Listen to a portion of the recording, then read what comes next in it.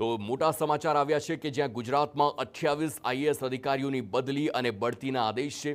સુરતના deputy municipal કમિશનરની બદલી કરવામાં આવી છે। સ્મિત લોઢાને ડેપ્યુટી મ્યુનિસિપલ કમિશનર તરીકે સોંપાઈ છે જવાબદારી। તો ગેડા ડાયરેક્ટર ગૌરાંગ મકવાણાની યુજીવીસીએલમાં બદલી કરવામાં આવી। જૂનાગઢ મ્યુનિસિપલ કમિશનર પ્રભાવ જોશીને જીઆઈડીસીમાં જોઈન્ટ એમડી તરીકે બદલી। પોરબંદરના મ્યુનિસિપલ કમિશનર એચ.જે. પ્રજાપતિની અમરેલીના ડીડીઓ તરીકે બદલી કરવામાં આવી। રાજ સુથાર પોરબંદરના નવા મ્યુનિસિપલ કમિશનર તરીકે નિમાયા છે। તો આઈ.આર. વાળાને સોંપાઈ છે જૂનાગઢ મ્યુનિસિપલ કમિશનરની જવાબદારી। તો હાલ આ 28 આઈએએસ અધિકારીઓની બદલી અને બઢતીના આદેશ આવ્યા છે। આઈ.આર. વાળાને જૂનાગઢ મ્યુનિસિપલ કમિશનરની જવાબદારી સોંપાઈ છે। આ સાથે જ રાજ્યના 28 એવા આઈએએસ અધિકારીઓ કે હવે તેમની બદલીને બઢતી। Political editor Kinjal Mishra phone line પર। કિંજલ, 28 આઈએએસ અધિકારીઓની બદલી છે, તેમાં શું વધુ વિગતો? નગરપાલિકા અને શહેરી વિકાસનો જે ફેરફાર છે તે જોવા મળી રહ્યો છે। પ્રભાવ જોશીને જીઆઈડીસી એટલે કે ગાંધીનગરના ગાંધીનગરની અંદર જોઈન્ટ મેનેજિંગ ડિરેક્ટર તરીકે જવાબદારી સોંપવામાં આવી છે।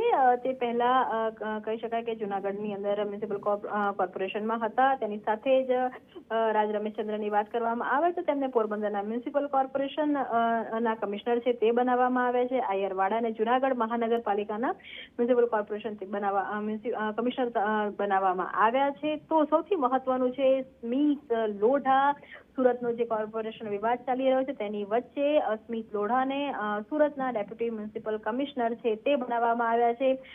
જિલ્લાઓની અંદર નવા ડીડીઓની પણ નિમણૂકો છે તે કરવામાં આવી છે। એચ.કે. પ્રજાપતિને અમરેલી, જ્યારે કે.પી. જોશીને દેવભૂમિની અંદર અને જ્યારે હિરેન બારોટ છે તેમને દાહોદની અંદર જવાબદારી છે તે સોંપવામાં આવી છે।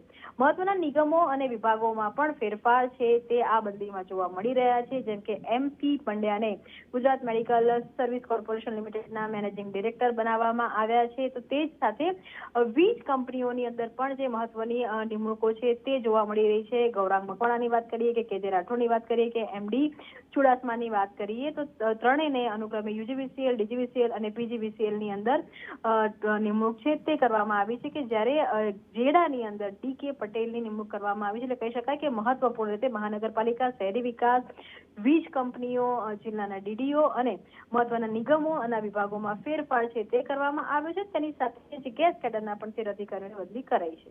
આભાર કિંજલ સમગ્ર માહિતી બદલ।